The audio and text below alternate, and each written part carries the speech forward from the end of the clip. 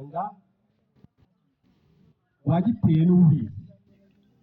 Iyo twateye ikawa rero tukayitera neza tukayikora neza ibasha kutuzana amadovize. Ikindi cya kabiri nanone igatuma natwe ubwacu twivana mu bukene. Aha rero ni nayo mpamvu gahunda ya leta y'ubumwe yifuza yuko abaturage mbega twahinga ikawa kuko ibasha kuzana amadovize kandi nanone ikatuvana mu bukene. Aha rero nanone tubabwira yuko hari uruganda hariya hariya ku Munini.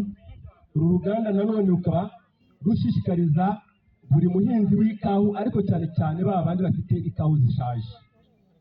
Babandi bafite ikawa zishaje bagirwa inama hagati n'ikawa zirangije nk'imyaka 10 n'ingahe, hagati y'imyaka 7 nanone yuko tubasha kuba zisazura. Ese turi kumwe? Turi kumwe? None ubwo rero niba tutangiye gusazura ikawa zacu, ni byiza yuko twiyandikisha ku bajyanama b'ubuhinzi, tukaza tukabandika kufite ikawa zishaje, noneho bakazabasha kumuha ingemwe z'ubuntu abasha gusasuza za kawa zishaje. Se hari abantu bahari bifuza gusazura ikawa zabo? Yego.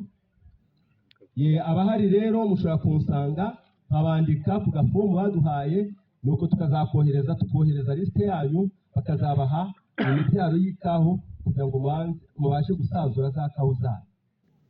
Ndumva ahasigaye nasaba Munyema, ngwino nawe ugire icyo wakongera.